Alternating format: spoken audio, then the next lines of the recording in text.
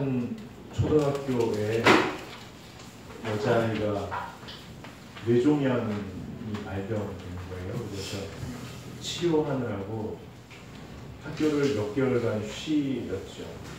그리고 이제 거의 치료가 다행히 돼서 이제 학교를 가야 되는데 문제는 머리가 다 빠진 거예요.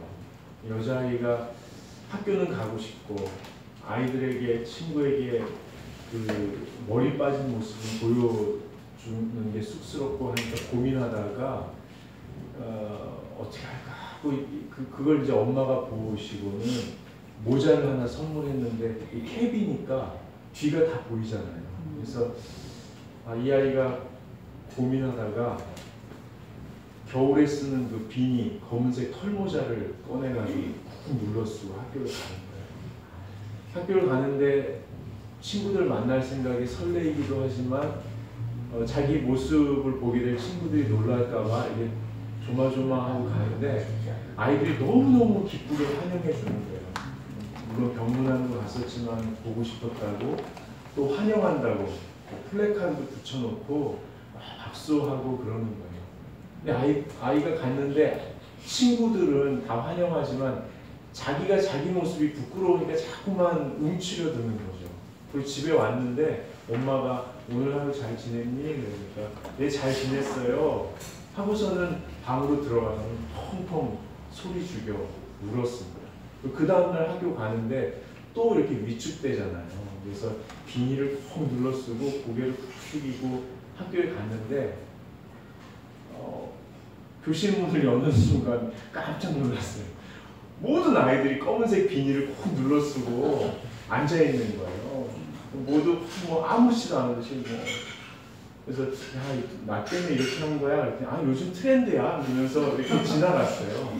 근데 더 재밌는 거는 수업하러 선생님이 들어오셨는데 검은색 비닐을 꾹 눌러 쓰고 들어오신 거예요. 이제 아이가 너무 마음이 따뜻해지잖아요. 긴장도 풀리고 너무 좋은 거예요. 선생님이 이렇게 수업을 시작하려다가 돌아서시면서 아차! 여기 모자를 이렇게 딱 벗는데 머리를 삭발을 하시는 거예요. 애가 이렇게 보더니 눈물이 글썽해요. 애들도 다 아차 그러더니 머리를 다 벗는데 다 삭발하는 거예요. 이 허물을 덮는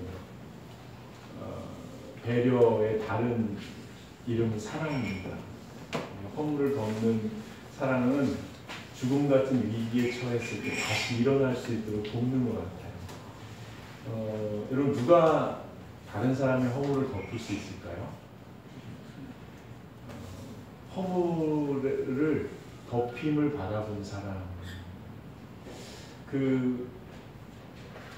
우리 고집사님 부부 맞으시죠? 잠깐 나와 주시겠습니까? 네, 처음 시도하는 건데. 예.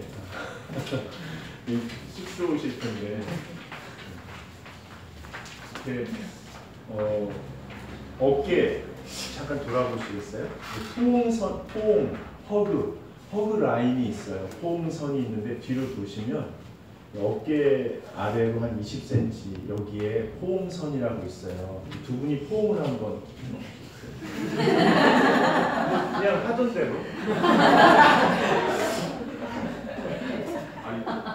이 집은 많이 해본 솜씨예요.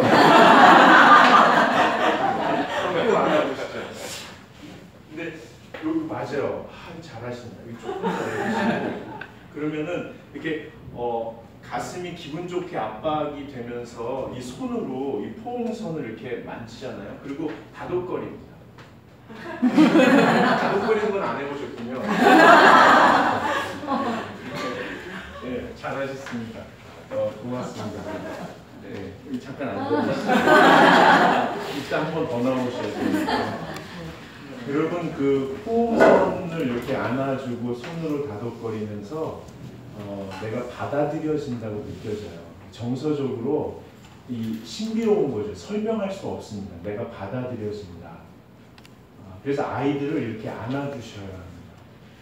집에서 만나면 안아주시고 밥 먹다가 괜히 수저놓고 일어나서 안아주시고 방에 있으면 놓고 하고 들어가서 또 안아주시고 안아주고 놔줬다가 다시 안아주시고 기회 있을 때마다 아무 이유 없이 아무 말 없이 안아주시면 아이들이 내가 받아들여지고 있다. 그런 마음을 갖고요. 그래서 세상에 나아가서 한번 해보자 하는 도전을 하게 돼요. 그리고 이제 실수하고 실패하게 되잖아요. 다른 사람들이 뭐라고 할 것 같아서 위축될 때마다 괜찮아, 다시 한번 해보자 하고 스스로 자기 허물을 덮게 됩니다. 그럼 사랑의 시작과 사랑의 완성은 스스로 자기 허물을 덮어주는 겁니다. 너무 수치스럽고 참담할 때 괜찮다고, 돌아갈 때가 있지 않냐고, 나를 받아주는 데가 있지 않냐고 스스로가 스스로를 덮어주게 됩니다. 이것이 아주 중요합니다. 여러분, 살다 보면 너무 수치스럽고 너무 참담해서 스스로가 스스로의 허물을 덮어줄 여유가 없을 때가 있습니다. 그때는 우리 그리스도인이 꼭 기억해야 할 한 가지가 있어요. 오늘은 그것에 대해서 말씀드리려고 해요. 여러분, 이것은 아주 중요한 것입니다. 지난 2달 동안 우리가 출애굽기를 읽었잖아요. 출애굽기를 읽으면서 부르심에 대해서 얘기를 했어요. 주보를 한번 보시죠. 뒷면에 보시면 여기 소망훈련을 했습니다. 소망훈련했는데 소망훈련을 뭐라고 우리가 설명을 했죠? 하나님의 부르심에 응답하는 자. 여러분, 하나님이 우리를 부르시는데요. 청소년이나 청년들이 살기가 힘들고 인생이 뭔지를 모르니까 조급하게 부르심을 이런 식으로 접근합니다. 하나님이 날 부르셨어 하면서 선교사로 부르셨어, 또는 교회에 뭘 하라고 부르셨어, 이렇게 해석하는 경향이 있습니다. 근데 어린 왕자를 읽어보신 분은 알겠지만 누군가 우리를 부를 때, 이름을 부를 때는 그 존재를 초대하는 거라고 합니다.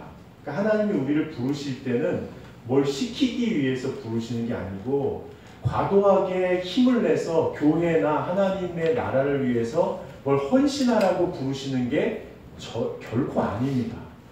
하나님은 우리 존재 자체를 부르고 계십니다. 죄와 죽음에서 일어나서 자유롭게 살아라. 그리고 다른 사람을 의식하지 말고 자연스럽게 살아라. 세상이 거칠어도 너답게 한 걸음 한 걸음 품위 있고 고상하게 너답게 살아라. 너는 우주보다 소중하고 내 아들의 생명보다 가치 있다. 라고 하나님이 우리를 부르시는 겁니다. 부르심에 응답한다는 것은 하나님의 그 기대를 믿음으로 바라보며 그렇게 살아가는 것을 말합니다. 하나님께서 모세를 통해서 이스라엘 백성을 부르셨잖아요. 그것은 어떤 일을 시키려고 하시는 것이 아니고, 너 내가 사랑하는데 애굽에서 노예 생활할 사람이 아니야. 그러니까 나와 하고 그 자체를 불러내신 겁니다. 근데 여러분이 아시듯이 바로가 비신사적으로 고집을 부리면서 저항하잖아요. 그때 하나님께서 몇 가지 재앙을 내리시죠? 그렇죠. 10가지 재앙을 내리시는 거예요. 이 말은 뭐냐면 이스라엘 백성에 대한 자유롭고 자연스러운 삶에 대한 확신이 아주 강하다는 거예요. 반드시 끄집어내겠다. 그래서 나와서 구름기둥과 불기둥으로 인도해 주시잖아요. 이게 그리스도인의 삶입니다. 하나님이 인도해 주시고 만나와 메추라기와 물로 돌봐주시고 먹여주십니다. 그리고 홍해 앞에서는 우리 편을 들어주시는 거예요. 동풍을 불어서 홍해를 가른 다음에 이집트 군사는 다 막아주시고 이스라엘 백성은 자유의 땅으로 갈 수 있도록 편들어 주시는 거예요. 여러분, 그리스도의 삶이 이런 겁니다. 특별히 선택해 주시고 자유롭고 자연스러운 삶으로 초대해 주시고 인도해 주시고 돌봐주시고 먹여주시고 편들어 주시는 것, 이것이 신앙인의 삶입니다. 그리고 출애굽한 지 3개월이 지났을 때 하나님께서 모세를 시내산으로 초대하시죠. 초대하셔가지고 뭐라고 말씀하시냐면은 내가 너희를 자유롭고 자연스러운 삶으로 초대하고 10가지 계명을 줄 거야. 그렇게 사는데 도움이 되도록.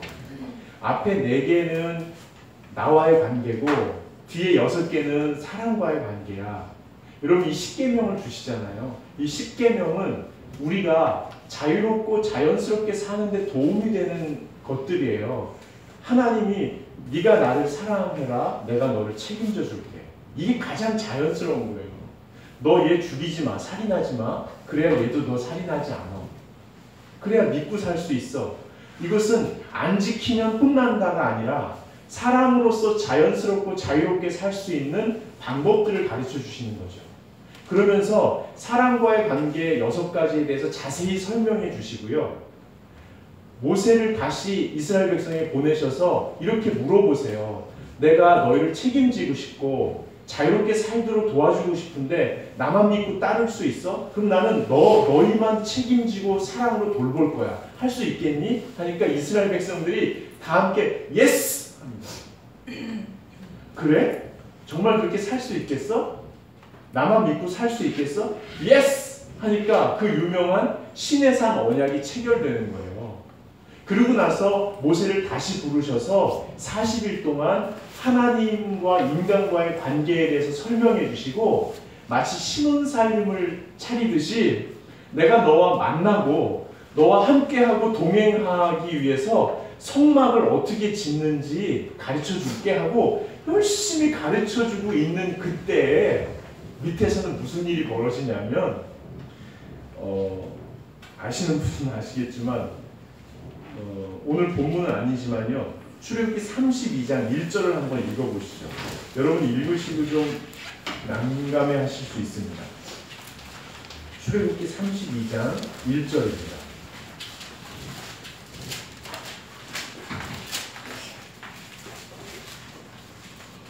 같이 한번 읽겠습니다. 백성이 모세가 산에서 내려오니 어둠을 보고 몰러 백성이 아론에게 이르러 말하되 일어나라 우리를 위하여 우리를 인도할 신을 만들라. 이 모세 곧 우리를 애굽 땅에서 인도하여 낸 사람은 어찌 되었는지 알지 못하느니라. 이렇게 돼서 우상을 만들자고 제안을 해요. 예스 해놓고 마치 베드로가 예수님 내 목숨을 걸고 지키고 따를게요 하고 저주하고 부인하고 배반하고 도망친 거하고 똑같은 상황. 그러고 나니까 2절에 보시면 아론이 그들에게 금고리를 다 가져오라고 해요. 그러니까 3절에 백성들이 다 가져오거든요. 그러니까 4절 한번 같이 읽어보겠습니다. 아론이 그들의 손에서 금고리를 받아 부어서 조각칼로 새겨 송아지 형상을 만드니 그들이 말하되 이스라엘 하나님은 너희를 애굽 땅에서 인도해낸 너희의 신이다 하는지라.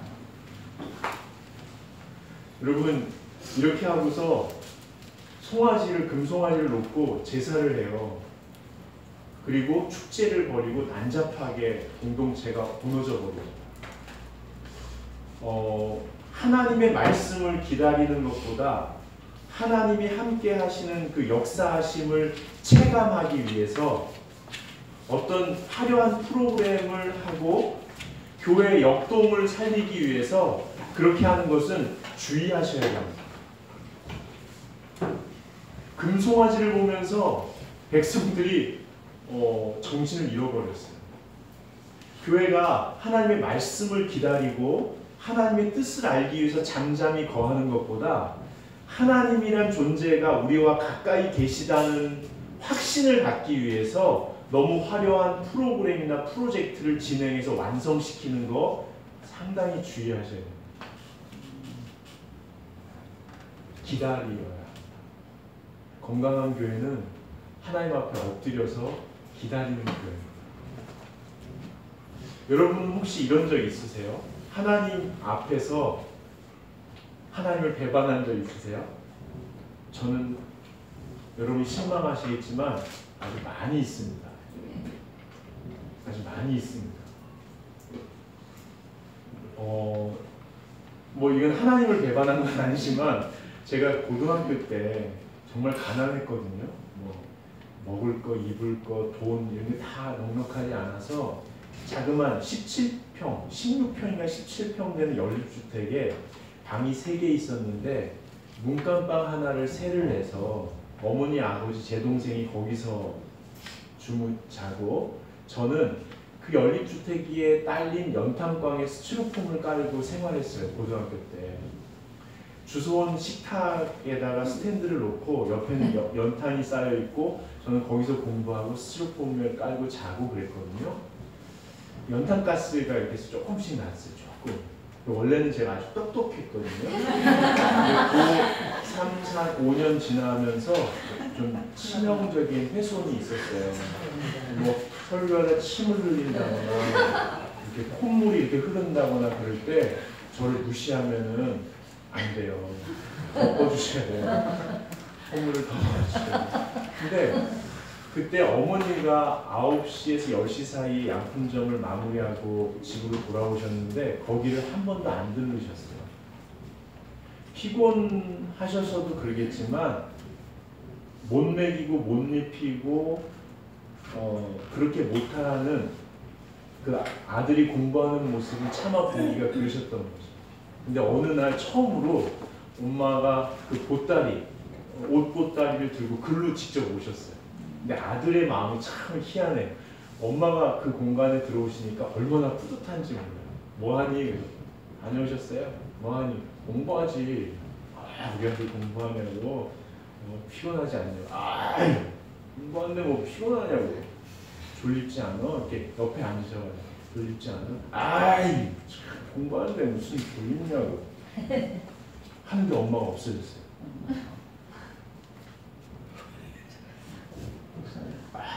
무슨 공부하는데 졸립냐고. 엄마 없어졌어. 올라갔어요. 제가 너무 쑥스러운 그새 좋은 거예요. 제가 뭘 졸립냐고.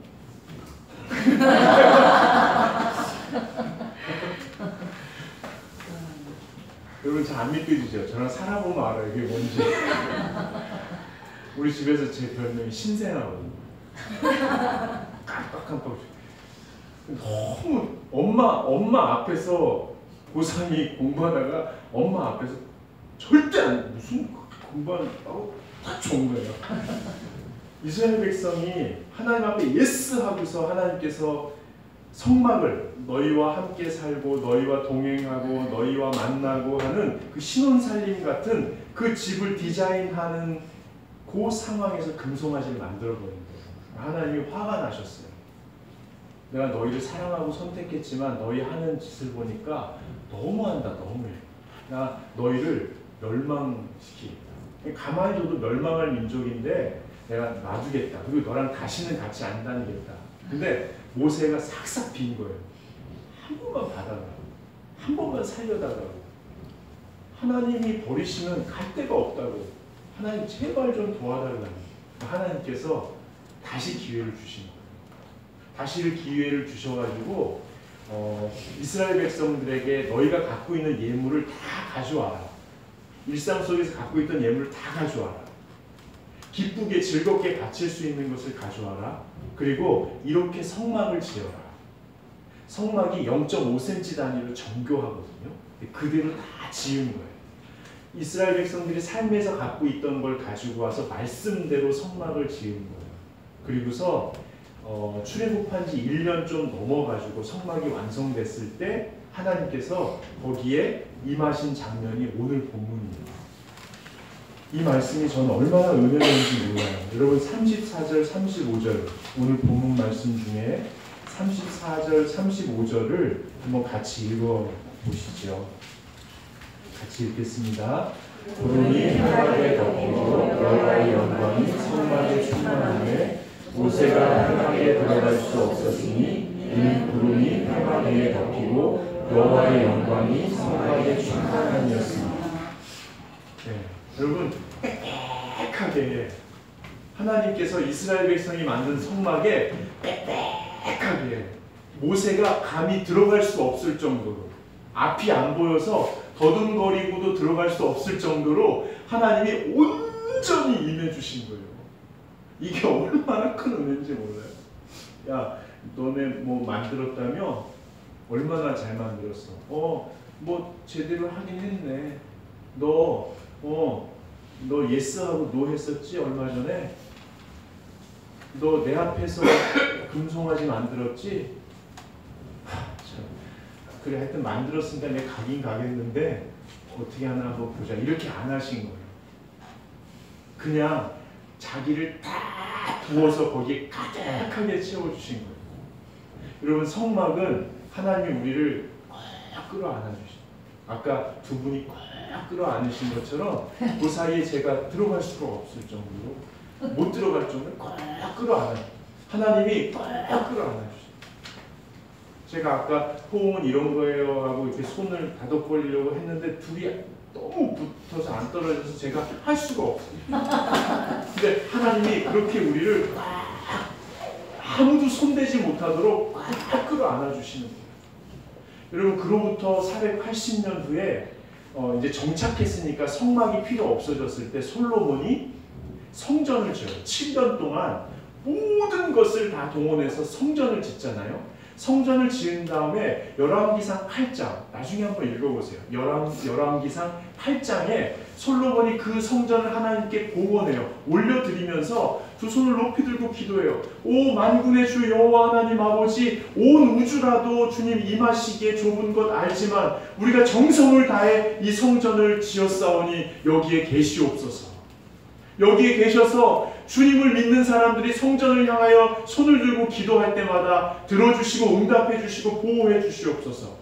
그 다음 대목, 우리는 실수가 많은 사람들이라 실수하고 넘어지면 속히 오셔서 우리를 일으켜 세워주시고 회복시켜 주시옵소서. 그런데 만약에 우리가 못되고 완악해서 하나님을 거절하고 도망쳤다가 징계를 받아 강대국의 억압 속에 마음대로 할 수 있는 게 아무것도 없어서 탈진한 상대로 고통스러워 어디에도 의지할 수 없을 때, 그때 성전을 향하여 손을 들고 기도하면 하나님 오셔서 우리를 건져주시고 일으켜 세워주시고 우리를 억압하던 모든 강대국들과 원수들을 멸망시켜 주시옵소서.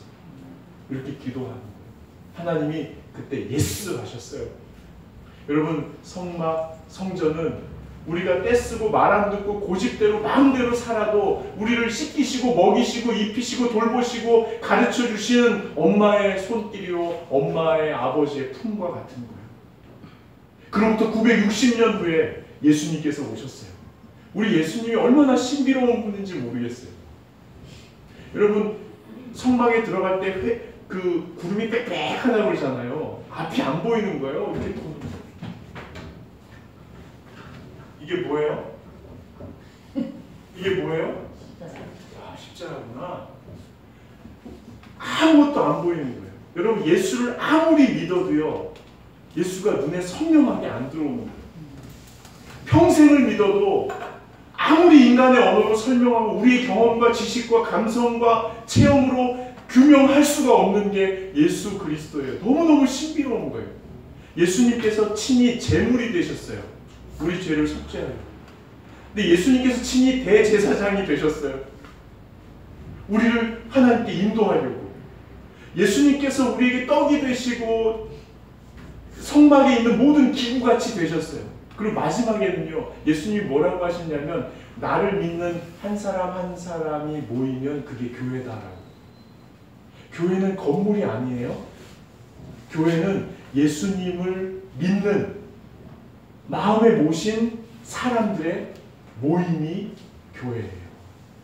그리고 로마서 12장에는 예수님의 몸이라고, 우리가 교회는 예수님의 몸이라고 말씀하셨어요. 교회는 예수님의 팔이에요. 교회는 하나님이 우리를 안아주시는 공간이고 그런 사람들의 모임이에요. 교회는 서로의 허물을 덮어주고 다시 일어날 수 있는 힘이 되는 그런 공동체.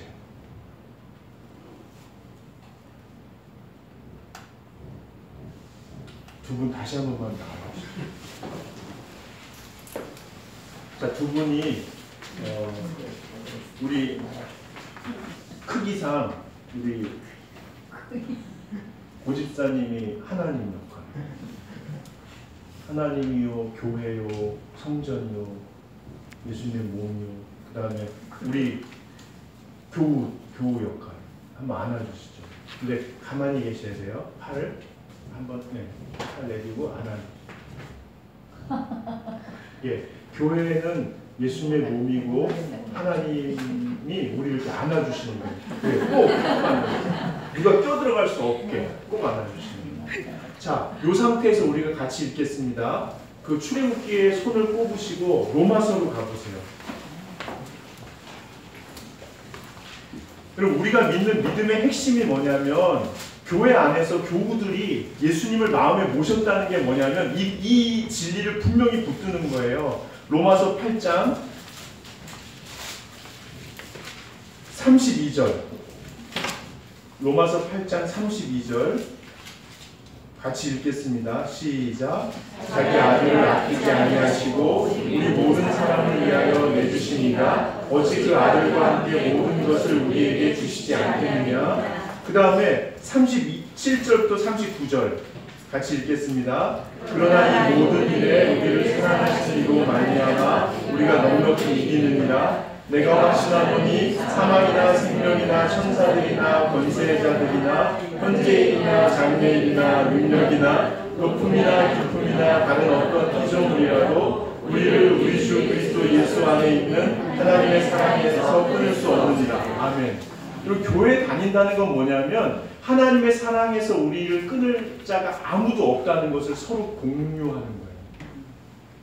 자, 다시 넘어오셔서 오늘 본문 말씀의 38절 같이 읽어보겠습니다. 낮에는 여호와의 구름이 장막 위에 있고 밤에는 불이 그 구름 가운데 있음을 이스라엘의 온 족속이 그 모든 행진하는 길에서 그들의 눈으로 보았다. 여러분 아까 말씀드렸죠. 이스라엘 백성들이 일상에 있던 것들을 하나님께 거룩히 구별하여 예물로 가져오시고 그걸 가지고 하나님께서 아주 정교하게 말씀대로 성막이 지어졌다는 거예요. 예수 그리스도를 믿는 사람들은 자기 삶에 있는 모든 재료들, 생각과 느낌, 말과 행동, 그리고 모든 것들을 하나님의 말씀대로 다 올려드리는 거죠. 이것을 예수님과 동행한다고 해요. 근데 자, 이제 같이 안아주시죠. 손을 잠깐 내려. 이렇게 사는 것도 괜찮아요, 교회에서. 그런데 오늘 말씀드리고자 하는 것은 우리도 하나님을 어떻게 붙드느냐는 거예요. 이게 정교하게 지어진 성막처럼 우리도 정교하게 우리 일상 속에서 생각, 느낌, 말, 행동 모든 상황 가운데 정교하게 하나님이 나를 사랑하시고 하나님이 나를 온 우주보다 귀하게 여기시고 하나님이 나를 위해서 아들까지 희생하신 이 사랑의 진수를 잊지 않는 것. 즉 계명대로 산다, 말씀을 실천한다는 것은 뭐냐면 예수님을 통해서 이 땅에서 우리에게 보여주신 하나님의 말씀이 육신이 되니라. 하나님의 말씀이 육신이 되어 예수께서 이 땅에서 보여주신 십자가 사건으로 분명하게 드러난 우리를 사랑하시는 하나님의 사랑을 기억하는 것이 계명을 지키는 핵심이에요. 어떠한 사람도 하나님의 사랑에서 끊을 수 없다는 것, 어떠한 사람도 무시당할 수 없다는 것, 어떠한 사람도 하나님에게 버림받을 수 없다는 사실을 기억하며 사는 것이 하나님을 사랑하는 것. 여러분 좀 쑥스러우시죠? 집사님은 좋아하시는데 집사님은 조금 쑥스러워하시죠? 자, 그러면 들어가시고 저랑 하시죠.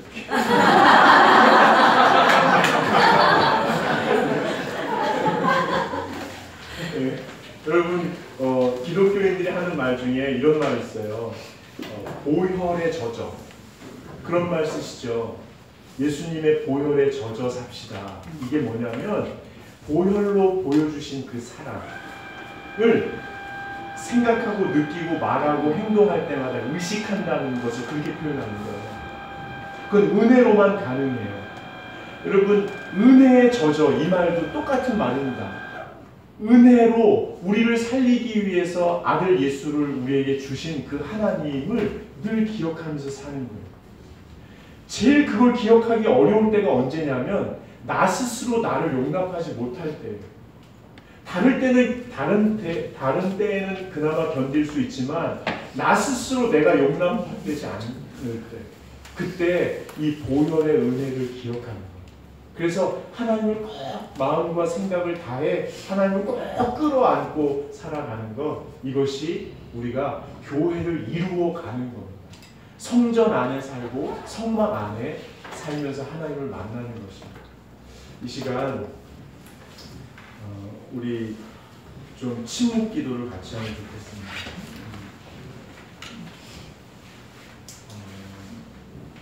편안하게 앉으셔서